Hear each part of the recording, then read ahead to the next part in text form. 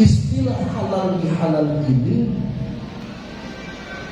Ki Haji Wahab Masturullah mengistilahkan halal bihalal supaya dilakukan di Istana Kemerdekaan, bahkan sampai tingkat RT, tingkat kecamatan, tingkat RT, semua sudah masyhur ketika bulan Syawal melaksanakan halal bihalal. Ternyata ini berdasarkan daripada hadis baginda Rasul Muhammad sallallahu alaihi wasallam.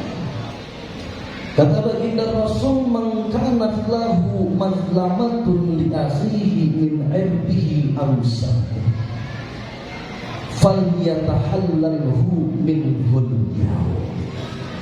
Barang siapa yang memiliki kesalahan terhadap saudaranya, baik kesalahan itu dilakukan dengan lisan, baik kesalahan itu dilakukan dengan anggota badan, dengan tangan, dengan pikiran, dan dengan hati, baik moral maupun material, maka katakan Rasul, segeralah meminta maaf di hari ini. Para ulama memaknai hadis yaum. Para ulama memaknai agar meminta maaf di hari itu adalah ketika hari kita masih hidup di dunia. Kenapa? Karena kalau kita tidak sempat minta maaf, kita tidak sempat minta halal, kita tidak sempat minta ampun kepada orang-orang yang pernah kita sakiti hatinya, maka ketika orang itu wafat meninggalkan dunia ini, tidak ada lagi kesempatan kita untuk meminta maaf, meminta halal kepada orang yang telah kita sakiti. Hadirin Bapak Ibu yang dirahmati oleh Allah Subhanahu wa taala. Makanya manusia itu ada dua unsur hubungan. Yang pertama, unsur hubungan kita dengan Allah. Kalau hubungan kita dengan Allah ketika kita mempunyai kesalahan kepada Allah, mempunyai dosa kepada Allah, cukup kita beristighfar, memohon ampun kepada Allah. Dengan taubatan nasuha, insya Allah Allah akan memaafkan. Tapi ketika hakul adam, ketika hubungan kita dengan manusia, ketika kita punya kesalahan dengan sesama umat manusia, tidak akan bisa dimaafkan kecuali dengan cara kita meminta maaf langsung kepada orang yang pernah kita sakiti atau orang yang pernah kita zalimi. Makanya kalau kita lagi menghadiri acara penguburan jenazah, biasanya pembawa acara atau tokoh masyarakat, tokoh agama setempat menyampaikan, para bapak hadirin yang hadir ziarah, yang hadir takziah, kalau ini jenazah ketika hidupnya punya kesalahan, mohon diampunkan. Ini jenazah yang punya kesalahan kepada kita. Dan ketika mayat ini atau jenazah ini mempunyai hakul adam yang bersifat utang piutang, silakan langsung datang kepada ahli waris. Peristiwa itu melaksanakan daripada hadis baginda Rasul Muhammad SAW. Kenapa? Urusan dengan manusia hanya bisa selesai kalau kita sudah berhadapan dengan manusia. Allahumma sholli ala Muhammad. Inilah pentingnya halal bihalal. Ulama-ulama kita ini cerdas. Ulama-ulama kita ini luar biasa. Kita nggak mungkin datang dari rumah satu ke rumah yang lain, dikelilingi semua, nggak mungkin. Makanya dikemas oleh Kiai Nuri beserta yayasan dan panitia supaya kita bisa berjumpa dengan orang banyak, bisa halal bihalal saling memaafkan dengan orang banyak. Dibentuklah panitia, dibuat acara perkumpulan, dibentuk acara majlis, supaya kita bisa ketemu dengan orang banyak, bisa akhirnya saling memaafkan secara berjamaah. Jadi kira-kira acara seperti ini bagus enggak, Bu? Bu, bagus enggak? Perlu kita lakukan tahun depan enggak? Alhamdulillah, tidak perlu menunggu halal bihalal tahun depan. Ternyata di pondok ini ada rutinan istighosah. Jadi akhirnya karena kita sering hadir istighosah, kita hadir di majelis ini, akhirnya kita bisa saling bersilaturahim, nyambung persaudaraan dalam rangka tali Allah Subhanahu wa ta'ala. Alhamdulillahirabbil. Karena Nabi minta maaf di ini hari sebelum orang itu mati, sebelum kamu meninggalkan dunia ini. Maknanya begitu.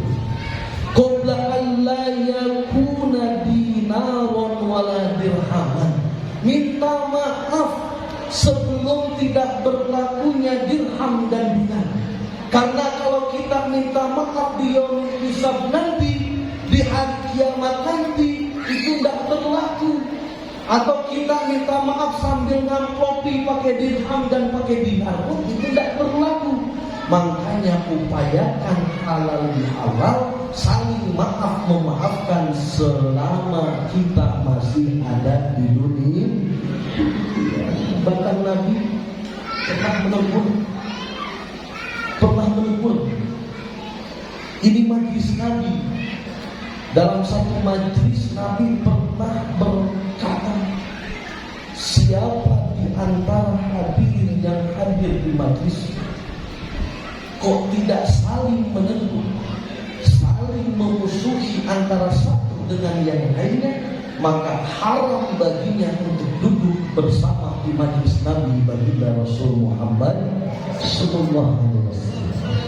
Maka dikumpulkan kita semua di sini, insya Allah semua di sini lahir batin insya, saling maaf memaafkan ya, saling maaf memaaf, supaya kita bisa saling bersaudara, bisa saling menyapa, bisa saling tersenyum ketika kita berjumpa dimanapun. Alhamdulillahirabbil.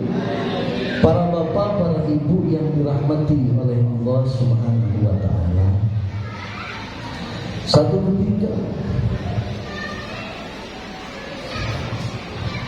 ada seorang ahli. Ini disebutkan oleh Imam Az-Zahabi. Beliau mengisahkan ada salah satu orang ketika akan melaksanakan ibadah haji, dia membawa uang 1.000 dinar. Dan uang 1.000 dinar ini sebelum dia melaksanakan ibadah haji dititipkan kepada temannya. Akhirnya ini uang dititipkan, lalu dia melaksanakan ibadah haji. Begitu selesai ibadah haji, dia akan kembali mengambil uang yang dititipkan kepada teman baiknya tadi. Begitu akan mengambil, orang ini nggak ketemu. Orang yang dititipi uang ini nggak ketemu. Akhirnya dia datang ke rumah dengan niat untuk mengambil uang 1.000 dirham tadi. Kata ahli baitnya, kata ahli keluarganya, bahwa orang yang dititipi uang 1.000 dinar ini telah mati, telah wafat. Akhirnya si orang kaya yang akan melaksanakan ibadah haji ini pergi mencari solusi, dan akhirnya dia mendatangi salah satu ulama di Makkah. Kata ulama di Makkah, coba kamu datang ke salah satu sumur janji. Kalau orang itu baik, orang yang dititipi uang tadi itu baik, ketika kamu datang ke sumur Jam-Jam, panggil namanya. Kalau orang itu baik, maka ketika kamu panggil, dia akan menjawab panggilan. Akhirnya dia memanggil nama orang tadi yang dititipi. Hei fulan. Ternyata ketika dipanggil tidak ada jawaban sedikit.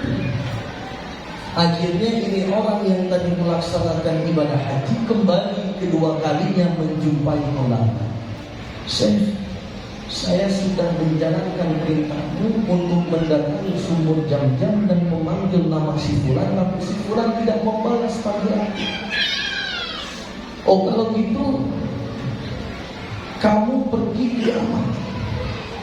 Di Yaman itu ada sumur yang bernama Sumur Barhid.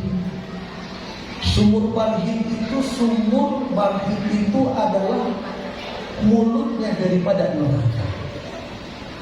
Jadi kata Syekh tadi, kalau kamu datangi air Jam-Jam, kalau orang itu baik, kamu panggil namanya lalu dia nyaut, berarti orang itu orang baik.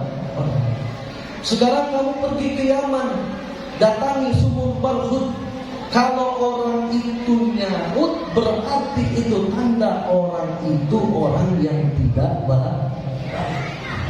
Akhirnya yang menjalankan ibadah haji tadi datang menjalankan perintah seorang ulama agar datang ke Sumur Barhid untuk memanggil nama si fulan. Begitu datang di Sumur Barhid, dipanggil hei fulan, ternyata si fulan menyaut panggilan daripada alminya. Kenapa bisa? Saya mengira engkau orang baik. Saya tahu engkau sebagai orang baik. Tapi kenapa isyarat ini ternyata engkau berada di Sumur Barhid, tidak berada di Sumur Jam? Berarti ketika engkau menyaut atau menjawab panggilanku ketika ada di dalam Sumur Barhid, pertanda engkau adalah orang yang tidak baik. Ditanya, kenapa bisa terjadi seperti ini? Saya bisa berada di Sumur Barhid, di mulutnya neraka Jahannam, karena saya punya seorang ponakan perempuan. Ibadah saya baik, puasa saya rajin, tadarus saya rajin, ibadah sunnah dijalankan, kebaikan-kebaikan lain dijalankan, tapi tidak bernilai apapun di hadapan Allah Subhanahu wa Ta'ala, manakala orang baik tadi memutuskan tali silaturahmi. Maka inilah yang disebut dengan orang yang muflis. Sahabat tanya, ya Rasul, orang muflis itu apa? Orang yang rugi itu seperti apa ya Rasul? Orang yang ketika menghadapi Allah, orang yang ketika berhadapan datang kepada Allah dengan membawa pahala sholat, membawa pahala sedekahnya, pahala tadarus, pahala ngaji, pahala ibadah sunnah, tapi ternyata pahala itu habis di hadapan Allah. Itulah tanda daripada orang yang merugi di hadapan Allah. Kenapa? Ternyata orang yang berada di Sumur Barhid tadi adalah orang yang ketika di dunianya mempunyai salah satu keponakan perempuan yang tidak pernah dia perhatikan hidupnya. Perempuan tadi, ponakan tadi orang yang fakir, orang yang tidak mampu, tapi dia biarkan hidupnya, dia tidak pedulikan kehidupannya. Lalu dia memutuskan tali silaturahim antara dia dengan saudara perempuannya, dan inilah yang mengakibatkan dirinya menempati sumur yang menjadi bibir daripada neraka Jahannam Allah Subhanahu wa Ta'ala. Jelas tidak, Bu? Jadi dengan siapapun kita harus kalau kita bisa toleransi dengan umat beragama lain, kenapa kita mampu menciptakan toleransi dengan sesama umat Islam? Kalau kita mampu berhubungan baik dengan orang lain yang bukan dengan keluarga kita, mengapa kita tidak mampu menjalin silaturahim dengan keluarga kita sendiri? Sekarang zaman sudah semakin canggih, tidak seperti dulu. Kita bisa menjalin komunikasi dengan keluarga kita kapanpun dan dimanapun, dengan telepon, dengan WhatsApp, dengan video call. Jadi tidak ada halangan untuk tidak ada alasan kita tidak menyambung silaturahim dengan siapapun. Allahumma sholli ala Muhammad. Allahumma sholli ala Muhammad. Para ibu, para bapak yang dirahmati oleh Allah Subhanahu wa taala. Kata Allah akan memakmurkan satu kampung. Allah akan jadikan kampung itu menjadi makmur. Masyarakatnya bahagia, masyarakatnya sakinah, masyarakatnya tenang. Angka kriminalisasi tidak besar. Akan ada kemakmuran di negeri tersebut, di kampung tersebut. Sahabat tanya kepada Rasul, "Ya Rasul, kenapa bisa terjadi seperti ini?" Allah akan menjadikan kampung itu menjadi kampung yang makmur, kampung yang sejahtera, orang-orangnya senang bahagia. Kata Rasul, semua itu akan Allah berikan. Kemakmuran itu akan Allah berikan kepada satu kampung manakala antara orang-orang yang berada di kampung atau lingkungan tersebut satu di antara lainnya saling bersilaturahim. Ini senada dengan hadis baginda Rasul sallallahu alaihi wasallam. Kata Kanjeng Rasul, siapa orang yang ingin dilancarkan rezekinya, siapa orang yang ingin dilancarkan rezeki, dimudahkan usahanya, dimudahkan dagangnya, dimudahkan ikhtiarnya, kasabnya, atau pengen dipanjangkan umurnya, falyasir rahim, maka sambung tali silaturahim. Bukti, ibu, ini bukti. Ada satu komunikasi, ada satu obrolan antara Nabi Daud dengan malaikat. Jadi Nabi Daud ini memang berkawan baik dengan malaikat. Sampai ketika bulan balik soal malaikat maut ke rumah Nabi Daud, itu Nabi Daud bilang ke malaikat maut, malaikat maut, besok kamu kalau akan mencabut nyawa kepada saya, kalau nyawa saya akan dicabut olehmu, tolong berikan informasi dulu. Kata Nabi Daud. Tapi ini kan makomnya sudah beda. Kalau kita kan nggak bisa tawar menawar sama malaikat. Kapan malaikat pengen ya kita dicabut. Ya, kalau pengen, kalau bisa begitu ini memang. Kata malaikat Daud, kata Nabi Daud, malaikat maut, kapan kamu akan mencabut nyawaku? Informasikan dulu, kasih tahu dulu, jangan asal cabut. Tiba-tiba malaikat maut datang kepada Nabi Daud. Kata Nabi Daud, malaikat maut, kamu datang ke rumahku ini niat sholat atau mau nyabut nyawa? Kata malaikat maut, saya mau nyabut nyawa ya Nabi. Loh, kan saya udah bilang, kalau mau nyabut nyawa saya, kasih dulu kabar.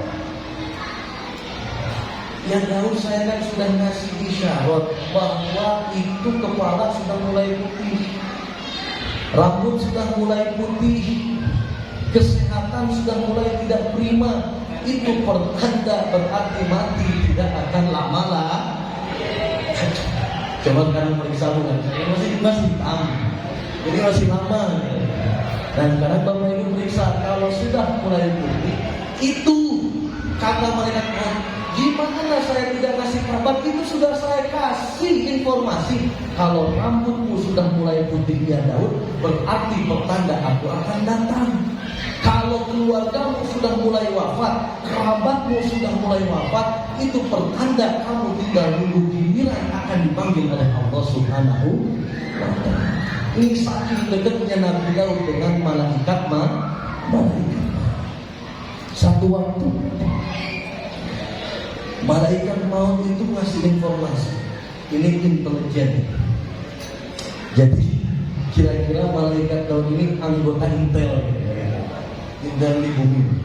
Kata malaikat, Daud, kamu saya kasih informasi bahwa akan ada seseorang setelah sowanku kepadamu 6 hari ke depan dia akan mati. Aku akan cabut nyawanya. Ini dikasih kabar langit. Kabarlah. Kalau kita kan kabar kadang dari medsos. Tapi kalau Nabi Daud ini langsung kabar langit, yang ngasih kabar A1. Malaikat maut, orangnya Allah Subhanahu wa ta'ala. Jadi orang dalam A1 dikasih informasi. Setelah saya sowan ke sini Daud, 6 hari ke depan aku akan mencabut nyawa seseorang. Oke. Balik malaikat. Hari demi hari, bulan demi bulan, tahun demi tahun. Kata Nabi Daud, ini jangan-jangan informasi yang disampaikan bukan A1 ya, 1A kira-kira. Kenapa? Kok orang yang diinformasikan malaikat Jibril katanya 6 hari yang dia akan dicabut nyawanya, akan mati, kok ternyata nggak mati-mati, masih tetap hidup, masih tetap ngopi, perokok. Ternyata akhirnya Nabi Daud dipanggil malaikat maut. Kamu kemarin ngasih kabar sama saya kalau akan ada orang yang mati 6 hari setelah sowanmu ke rumah. Kenapa hari ini kamu tidak memberikan informasi yang asal, informasi yang akurat? Gini jangan. Gini. Bahwa Allah Subhanahu wa ta'ala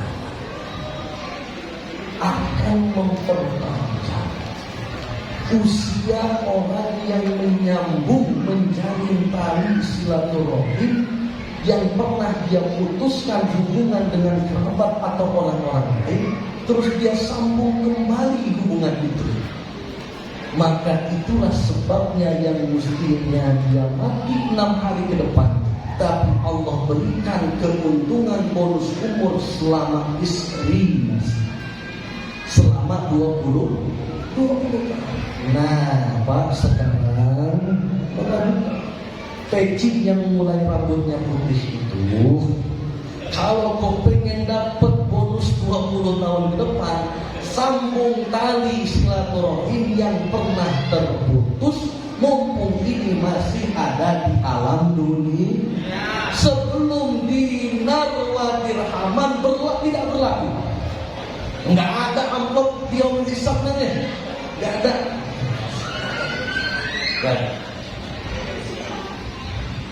Terus nanti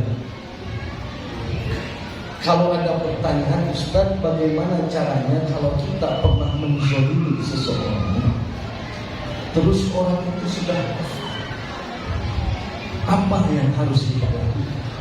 Apakah dengan cara kita mendatangi ahlu baitnya, ahlu maitnya kita meminta maaf? Apakah dengan cara itu cukup? Kata si Bagai Jamaluddin Ahmad, itu tidak bisa.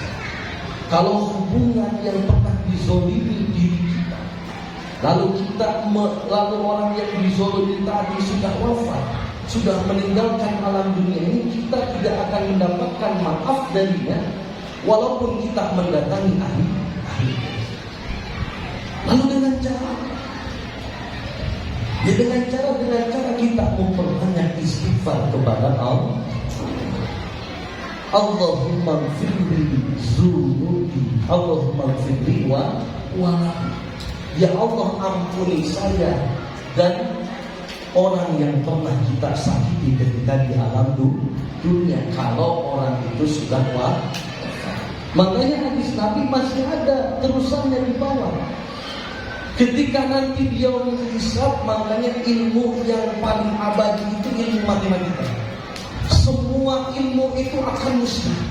Semua ilmu itu akan hancur ketika hari kiamat kecuali ilmu matematika. Makanya ada namanya ilmu hisab, yaumil hisab. Ilmu matematika ini abadi sampai hari kiamat. Amal kita diperhitungkan oleh Allah, kebaikan kita diperhitungkan oleh Allah. Ini adalah ilmu abadi. Sampai hari kiamat ilmu ini tetap abadi. Jadi gimana kalau kita mempunyai kesalahan kepada seseorang, kita pernah zalim kepada seseorang, kita pernah memfitnah seseorang, menyakiti, bahkan membicarakan kejelekan di belakangnya, lalu orang itu sudah wafat, maka salah satu caranya dengan cara terus kita melakukan amal kebaikan dan memohon ampun kepada Allah, sekaligus memohon ampun kepada orang yang pernah kita sakiti. Makanya istighfar terbaik yaitu yang dilakukan ba'da sholat. Astaghfirullahaladzim li wa li walidayya wa li ashabil huquqi wa li jami'il muslimina wal muslimat wal mu'minina wal mu'min.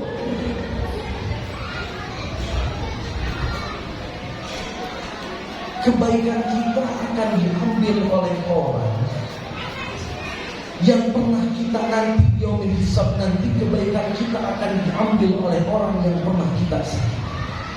Lalu bagaimana kalau kebaikan kita sudah habis, ya Allah? Ya Rasul, kalau kebaikan kita sudah habis gimana? Karena kebaikan, amalan kebaikan di dunia dari sholat sunnah, sholat ibadah yang lainnya telah habis karena diambil oleh orang yang pernah saya sakiti. Sementara orang yang pernah saya sakiti ini masih banyak, maka dosa-dosa orang yang pernah kita sakiti dilimpahkan kepada kita. Na'udzubillahi min. Inilah pentingnya saling menghalalkan, pentingnya saling silaturahim, pentingnya halal bihalal. Ibu bapak yang dirahmati oleh Allah Subhanahu wa ta'ala, itu tadi.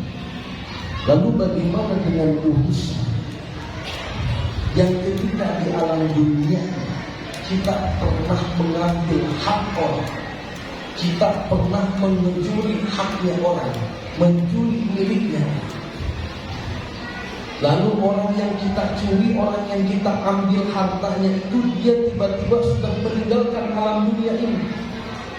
Maka dengan cara, kata Simbah dari Jamal, maka dengan cara satu, kita datang kepada ahli warisnya atau ahli baiknya. Pertama kita harus mencari seorang hakim yang adil atau ulama yang alim, sampaikan bahwa kita pernah mengambil hak orang, kita pernah mencuri milik seseorang dengan besaran seberapa besarnya, lalu kita ganti melalui hakim atau melalui ulama, dan terserah alim atau hakim tadi dengan cara apa mentasawufkannya. Kalau kau tidak ada hakim ataupun alim, kita bisa datang kepada ahli warisnya, kita bisa datang kepada ahli jenazahnya, ahli baiknya, sampaikan bahwa kita pernah ngambil ini, pernah menggunakan ini punya si fulan, kita ganti sesuai dengan kita yang dengan sesuai yang kita gunakan. Nanti keluarganya akan mentasarufkan untuk kepentingan umat. Lah kok misalkan semua keluarganya sudah wafat, maka boleh kita untuk mentasarufkan sendiri, disalurkan kepada kepentingan umat. Alhamdulillahirabbil alamin. Para bapak, para ibu yang dirahmati oleh Allah Subhanahu wa taala, pendidikan itu menjadi sangat penting dalam rangka untuk mengisi, membentengi akhlak moral generasi kita yang akan datang. Di zaman kita dulu, ketika kita mondok, ketika orang tua mau masukkan anaknya ke pesantren, pasti menjadi aib di sekitar lingkungan masyarakat kita. Alah, ngapain anak kok dimasukin ke pondok? Alah, ngapain kok anak dimasukin ke pesantren? Itu dulu. Tapi sekarang ada kenyataan terbalik. Kalangan menengah ke atas, lebih-lebih kalangan menengah ke bawah, lebih mempercayakan anaknya dititipkan kepada lembaga pendidikan yang berbasis pondok pesantren. Kenapa? Karena pondok pesantren telah terbukti mampu mampu melahirkan, mampu generasi-generasi mendatang yang memiliki keilmuan yang luas dibarengi dengan akhlakul karimah. Karena ilmu saja nggak cukup, pinter saja nggak cukup kalau tidak dibarengi dengan hikmah. Ilmu hanya mampu mengantarkan mana baik, mana benar. Ilmu hanya mampu menunjukkan mana salah dan mana tidak salah. Tapi bagaimana kesadaran kita melakukan ini baik dan tidak baik, kesadaran kita tidak melakukan yang tidak baik, kesadaran melakukan yang kebaikan, ini didorong dengan hikmah. Dan hikmah itu hanya ada pada pendidikan yang berbasis pondok pesantren. Orang tahu bahwa ilmu, orang tahu bahwa sholat itu sehari 5 waktu. Betul kan? Kita banyak tahu bahwa sholat itu sehari 5 waktu. Tapi itu ilmu. Kenyataannya masih banyak orang yang melakukan sholat 5 kali dalam sekali dalam seminggu. Artinya apa? Mendorong kebaikan, melakukan kebaikan, melakukan ketaatan kepada Allah tidak cukup hanya membutuhkan ilmu, tapi perlu didorong dengan hikmah, didorong dengan motivasi spiritual kepada Allah Subhanahu wa Ta'ala. Maka pentingnya kita memondokkan, memasukkan anak-anak kita supaya ada keseimbangan antara ilmu agama atau ilmu sekolah dengan ilmu agama. Supaya apa? Dalam menjalani kehidupan ada keseimbangan sehingga terdorong motivasi untuk melakukan kebaikan. Alhamdulillahirabbil. Nah, di karya bakti ini di Kecamatan Muarwahau ini Pak Camat menginformasikan ada beberapa pondok pesantren yang akidahnya berhaluan Ahlus Sunnah wal Jamaah An-Nahdiyah. Salah satunya adalah pondok pesantren Rawdatul Muta'allimin adalah pesantren yang bermanhaj Ahlus Sunnah wal Jamaah An-Nahdiyah. Kenapa kok sekarang ditambahi An-Nahdiyah? Karena sekarang banyak orang-orang yang gak pengen tahlilan, yang gak pengen ziarah kubur, yang gak pengen maulid, yang gak pengen Isra Mi'raj pun menyatakan mengklaim dirinya sebagai Ahlus Sunnah wal Jamaah.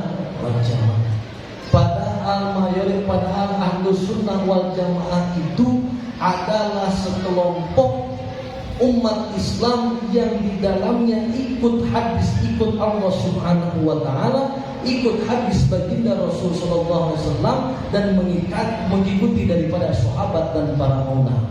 Termasuk di antara amaliyahnya adalah dia senang ziarah, dia senang manakibah, dia senang istighosah, maulid, Isra Mi'raj dan kegiatan lainnya.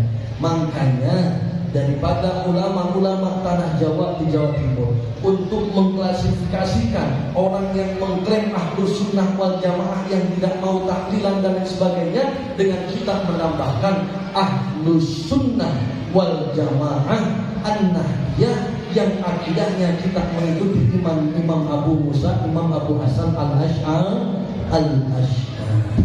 Tasawufnya kita ikut siapa? Ikut Imam Junaid Al-Baghdadi atau Imam Abu Muhammad Al-Ghazali. Dan fikihnya kita mengikuti salah satu mazhab fikih yang mayoritas di Indonesia adalah penganut mazhab Asy-Syafi'i. Itu cara kita untuk mengidentifikasi mana Ahlus Sunnah wal Jamaah yang benar-benar dan mana Ahlus Sunnah wal Jamaah yang hanya digunakan sebagai label saja. Allahumma salli ala Muhammad. Allahumma salli ala Muhammad. Para bapak, para ibu yang dirahmati oleh Allah Subhanahu wa Ta'ala, ini saja uraian singkat yang bisa disampaikan pada kesempatan yang berbahagia ini. Mudah-mudahan kita semua yang hadir di tempat ini Allah senantiasa berikan istiqomah, Allah berikan kekuatan kepada kita, Allah berikan kesehatan kepada kita, agar kita senantiasa bisa terus meningkatkan kualitas dan kuantitas ibadah kita kepada Allah Subhanahu wa Ta'ala. Amin ya rabbal alamin.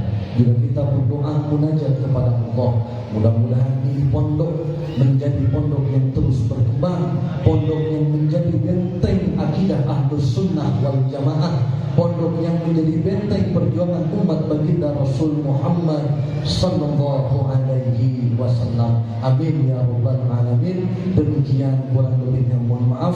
Wallahul muwaffiq ila aqwamit thoriq. Assalamualaikum warahmatullahi wabarakatuh.